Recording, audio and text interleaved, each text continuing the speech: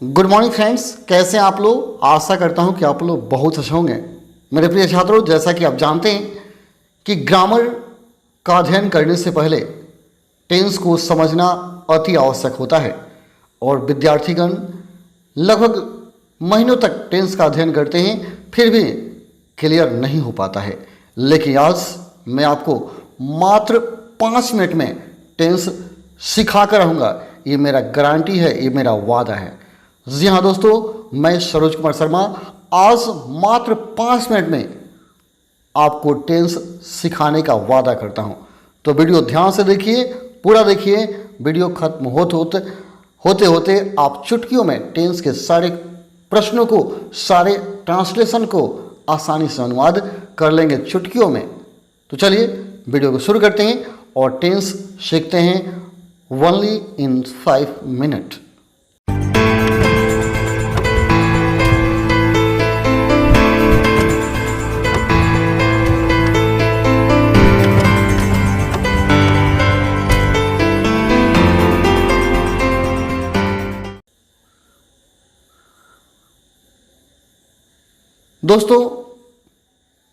दोस्तों बस आप ध्यान देंगे, मैंने टेंस के नीचे लिखा है PPF।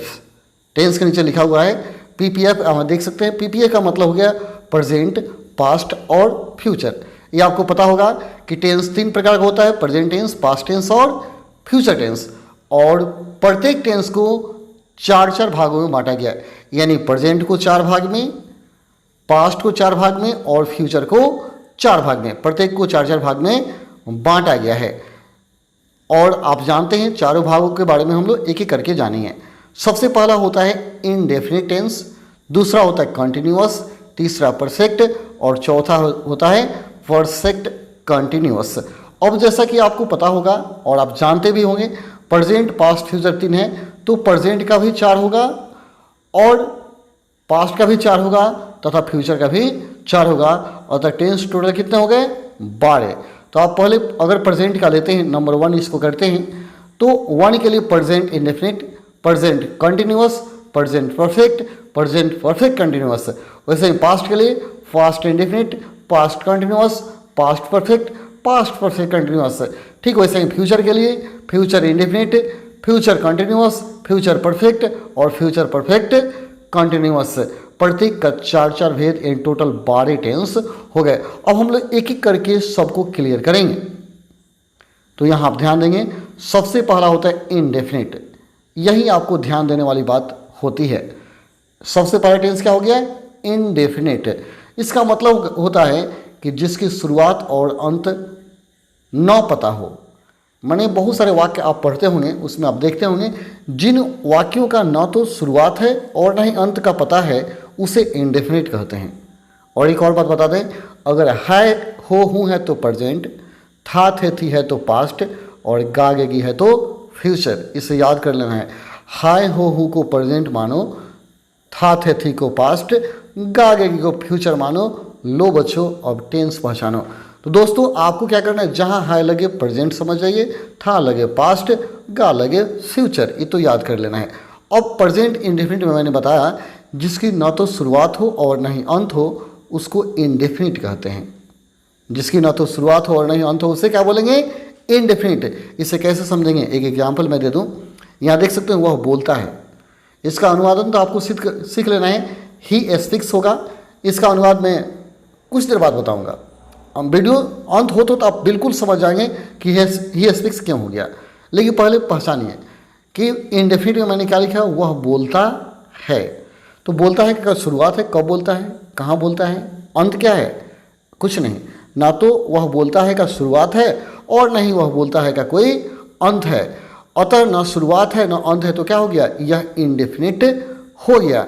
अब यहाँ हाय रहेगा तो प्रेजेंट इंडेफिनिट, यहाँ था रहेगा तो पास्ट इंडेफिनिट और यहाँ गा आ जाए तो क्या होगा? Future indefinite. जैसे देखिए, वह बोलता है प्रेजेंट इंडेफिनिट, वह बोलता था तो पास्ट इंडेफिनिट, वह बोलेगा तो फ्यूचर इंडेफिनिट। तो इंडेफिनिट के सारे वाक्यों को आप समझ गए होंगे, प्रेजेंट का हो, पास्ट का हो या फ्यूचर का हो। जैसे वह बोलता है तो कोई शुरू और अंत नहीं है, अतः ता है तो प्रेजेंट, था बोलता था तो पास्ट, अब बोलेगा तो क्या हो गया? फ्यूचर। अब यहाँ पर पास्ट में इंडेफिनिट में ऐसे होता है, वो बोलता था या बोला, वह गया या जाता था, वह खाया या खाता था, ये भी पास्ट टेंस में आता है। तो आप पास्ट टेंस के वाक्य को, प्रेजेंट पास्ट फ्यूचर इंडेफिनिट के वाक्य को समझ गए होंगे। तो हम कैसे बनाएंगे इंडेफिनिट को? ही एस्टिक्स, ही एस्टिक्स, इस स्ट्रक्चर में लास्ट में बताऊंगा, लेकिन आप वाक्य समझ गए होंगे। अगर आपसे कोई पूछे पास्ट इंडेफिनिट तो क्या बोलेंगे? बोलता था या बोला। फ्यूचर इंडेफिनिट तो वह जाएगा, वह बोलेगा, वह खाएगा। आ जाएगा समझ में? चलिए कंटिन्यूअस को देखिए। कंटिन्यूअस का मतलब तो जो लगातार चल रहा हो, जो लगातार चल रहा है उसको कंटिन्यूअस बोलते हैं। जैसे लगातार कोई काम चल रहा है, चल रहा है, चल रहा है, कंटिन्यूअस। जैसे एग्जांपल देखिए, वह खेल रहा है, माने खेलने का काम क्या हो रहा है? चल रहा है। तो यहाँ आपको याद कर लेना है कि खेल रहा है, खेल रहा माने अभी काम चल रहा है, तो कंटिन्यूअस बोलेंगे। अब यहाँ देख लेना है, हाय है तो प्रेजेंट, यहाँ था होगा तो पास्ट, और गा होगा तो फ्यूचर।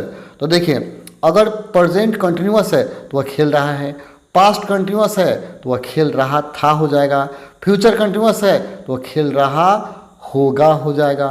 तो है तो प्रेजेंट, था है तो पास्ट, गा है तो फ्यूचर। इस तरह आप टेंस को, प्रेजेंट कंटिन्यूअस को ही पहचान लेंगे।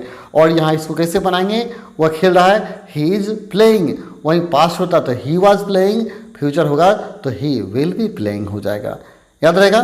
तो जो लगातार चल रहा है उसको कंटिन्यूअस बोलते हैं, और प्रेजेंट होगा तो है, पास्ट होगा तो था, फ्यूचर होगा तो गा। इस तरह कंटिन्यूअस के वाक्यों को आप आसानी से बना लेंगे। और बाकी वाक्यों को बनाने के स्ट्रक्चर में बताऊंगा। परफेक्ट को समझ लीजिए। परफेक्ट का जो काम पूरा हो गया, जो काम पूरा हो गया, जैसे वो खा लिया है, वह चला गया है, वह खा लिया था, वह जा चुका होगा, तो ये सब परफेक्ट का वाक्य होता है। जो पूरी तरह से खत्म हो गया हो, जैसे वह चला गया माने काम खत्म, पढ़ाई हो गया है। जैसे एग्जाम्पल देखिए, मैंने लिखा वह खा चुका है, माने खाने का काम क्या हो गया?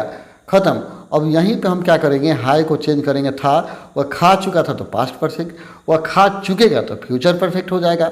तो यहीं हाय को चेंज करना है तो पास्ट, प्रेजेंट और फ्यूचर हो जाता है। ठीक है, तो फिर से याद कीजिए, प्रेजेंट परफेक्ट क्या होगा? वह खा चुका होगा, खा चुका ना, खा चुका है, खा लिया है, वह पढ़ चुका है, पढ़ लिया है, प्रेजेंट परफेक्ट। अब प्रेजेंट पास्ट परफेक्ट हो जाएगा, वह खा चुका था, अब फ्यूचर परफेक्ट, वह खा चुका होगा। तो जो पूरी तरह समाप्त हो जाएगा उसको परफेक्ट बोलेंगे। अब परफेक्ट कंटिन्यूअस का मतलब होता है यानी परफेक्ट प्लस कंटिन्यूअस। परफेक्ट है प्लस कंटिन्यूअस, यानी कुछ पूरा हुआ है और कुछ क्या है? चल रहा है। कंटिन्यूअस माने चल रहा है, कुछ पूरा हुआ और कुछ चल रहा है तो बोलते हैं परफेक्ट कंटिन्यूअस। परफेक्ट है, पूरा हो गया, और कंटिन्यूअस चल रहा है। जैसे देखिए, वह सुबह से खेल रहा है, मतलब सुबह से अभी तक जो काम चला कुछ पूरा हो गया और कुछ क्या है? चल रहा है। तो इसको कैसे बनाएंगे? He has been playing since morning. वह सुबह से खेल रहा है, he has been playing since morning. अब यहाँ हाय है तो यहाँ था कर दीजिए। वह सुबह से खेल रहा था तो पास्ट परफेक्ट कंटिन्यूअस, वह सुबह से खेल रहा होगा तो फ्यूचर परफेक्ट कंटिन्यूअस हो जाएगा। इस तरह आप 12 टेंस को आसानी से पहचान लेंगे। तो इस ट्रिक को याद कीजिए, आसानी से पहचान लेंगे। अब देखिए इसको बनाएंगे कैसे। यहाँ मैंने स्ट्रक्चर लिखा है, यहाँ देख सकते स्ट्रक्चर है, और यहाँ हेल्पिंग वर्ब मैंने लिखा है। इसको समझना है आपको। जैसे किसी भी टेंस का, प्रेजेंट का हो, पास्ट का हो, फ्यूचर का हो, उन चारों में लागू होगा। तो देखिए, अगर सिंपल टेंस है प्रेजेंट, पास्ट, फ्यूचर का, तो इसका नियम क्या होगा? Subject plus helping verb plus verb, main verb plus object होगा। ठीक है, फिर से याद कीजिए, सिंपल टेंस का है तो subject plus helping verb plus verb plus object. वही नेगेटिव बनाएंगे तो subject plus helping verb not जोड़ देंगे। ठीक है, इंट्रोगेटिव तो हेल्पिंग वर्ब पहले कर देंगे, और नेगेटिव हेल्पिंग वर्ब पहले और नॉट को सब्जेक्ट के बाद कर देंगे। सारे टेंसों में ये नियम होगा, सारे टेंसों में लागू होगा। अब यहाँ देख लेना है किस टेंस से कौन लागू करेंगे। अगर प्रेजेंट इंडेफिनिट है तो डू डज लगाएंगे, किस हेल्पिंग वर्ब के स्थान पर। अगर कंटिन्यूअस है तो इज लगाएंगे हेल्पिंग वर्ब के स्थान पर, और परफेक्ट है तो हैज हैव लगाएंगे हेल्पिंग वर्ब के स्थान पर। एच भी के स्थान पर यूज करेंगे। वहीं पास्ट इंडेफिनिट है तो डीड लगाएंगे एच भी, और पास्ट कंटिन्यूअस है तो वाज वेयर लगाएंगे, और परफेक्ट है तो हैड लगाएंगे। ठीक है, वहीं फ्यूचर इंडेफिनिट है तो विल लगाएंगे, फ्यूचर कंटिन्यूअस है तो विल भी लगाएंगे, और फ्यूचर परफेक्ट कंटिन्यूअस है तो विल हैव का प्रयोग करेंगे, शैल हैव विल हैव का प्रयोग किया जाता है। तो ये वर्ब का रूप है जिसे आपको याद कर लेना है। इसके बाद आप यहाँ देख सकते हैं, इसका मैंने रूप लिख दिया, subject plus helping verb plus verb plus object. इस रूप में आप स्ट्रक्चर, यही मेन स्ट्रक्चर हो गया जो नीचे दिखाया गया है। अब यहाँ आप देखेंगे स्ट्रक्चर में याद रखेंगे, अगर थर्ड पर्सन सिंगुलर नंबर है, थर्ड पर्सन सिंगुलर नंबर है, तो जैसे ही, सी, इट या कोई नाम है तो इसके साथ इज, वाज और हैज़ या डज लगता है। ठीक है, first third person singular number के साथ। ठीक है, और यही बाकी सबके साथ डीड, हैड और विल लगाते हैं। किसी के साथ डीड लगाइए, हैड लगाइए, विल लगाइए, कहीं कन्फ्यूजन नहीं होना चाहिए। लेकिन केवल थर्ड पर्सन सिंगुलर में इज, वाज या हैज़, डज होता है, इसको याद कर लेना है।